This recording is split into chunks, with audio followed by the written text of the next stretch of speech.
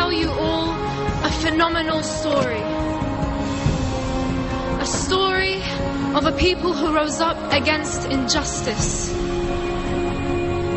A story of a people who rose up against injustice so that you and I can live a dignified existence. This is the story of Rابعة. For those who don't know, Rابعة is the name of a famous square in Egypt and also means the fourth in Arabic. And Rابعة, brothers and sisters, is where our story begins. On the 3rd of July 2013, Egyptians woke up to the shocking news that a military coup had taken place in their beloved country. A coup overthrowing Egypt's first democratically elected Egyptian civilian president. The same coup that shut down various channels that existed to show the other opinion, that existed to show the real face of a military coup. A military coup throwing Egypt back decades away from its newfound democracy.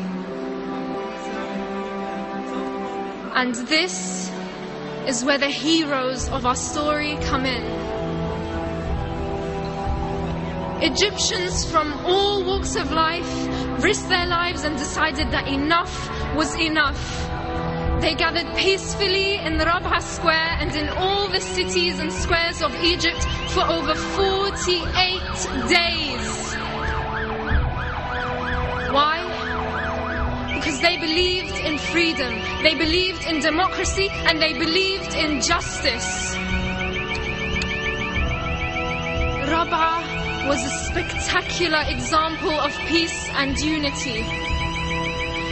I want you to imagine doctors, sheikhs, students, women, men and children just like you and I protesting every day under the blistering Egyptian sun. Their stomachs rumbling with a long day's fast through the whole month of Ramadan. Their feet aching, throats parched from chanting, their voices hoarse, but above all, with a dignified smile on their faces. Because they were standing up for the truth. Because they believed in a better tomorrow.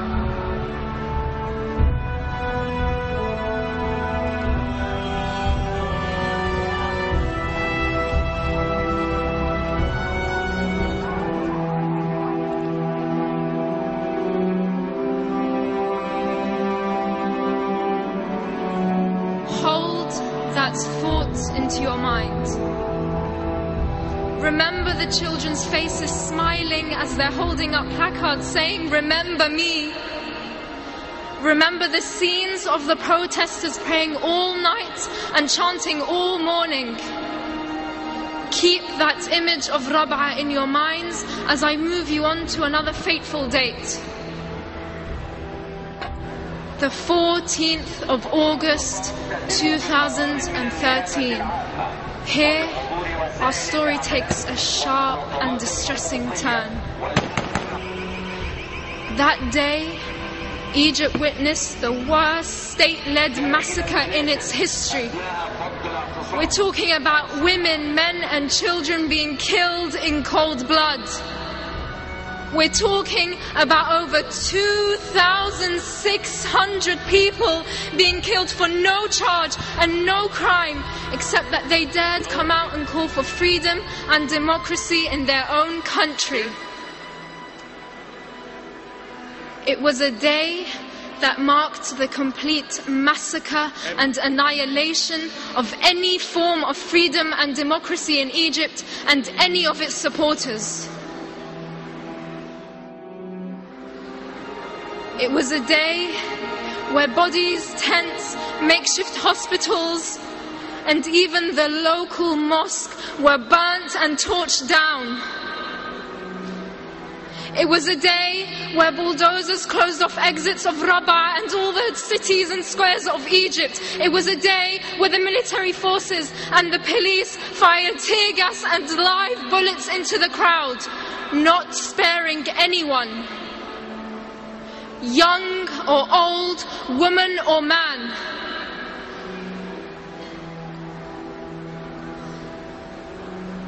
I want you to imagine a student who always came first in their class, who always kept Egypt's minds in their future, waking up for another day of protest, kissing their parents, brothers and sisters goodbye, not knowing it would be for the very last time.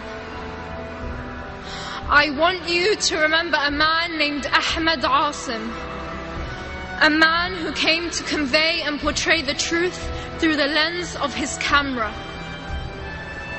The camera that filmed his own death. I want you to feel the despair his family had felt, to replay and replay and replay his last video, wondering and asking why and what he'd done to be killed.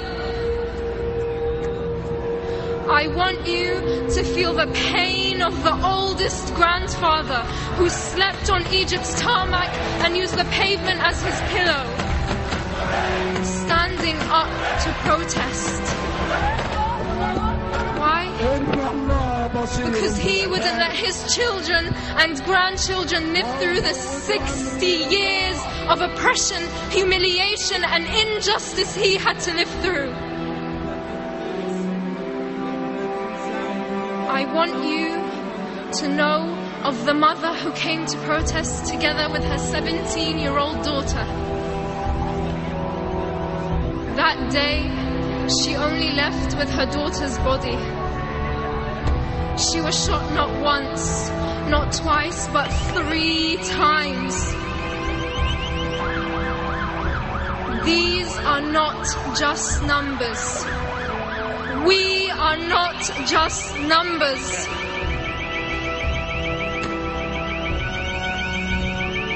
Our story does not end here. You can change that ending. Our heroes did not stop asking for their rights while the military continues to violate human rights daily.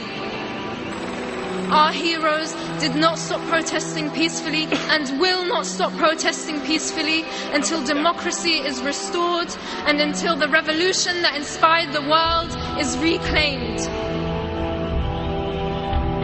As fellow humans, we are duty-bound to uphold the basic values we all hold dear: freedom, dignity, and social justice.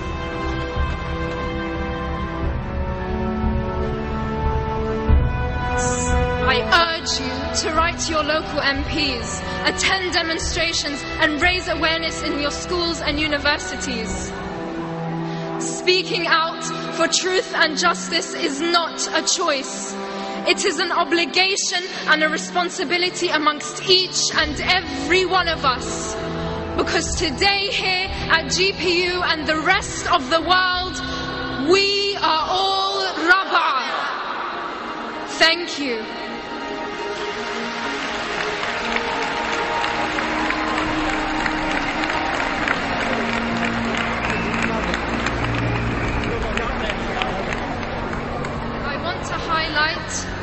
That today marks 100 days after the Rابعة massacre.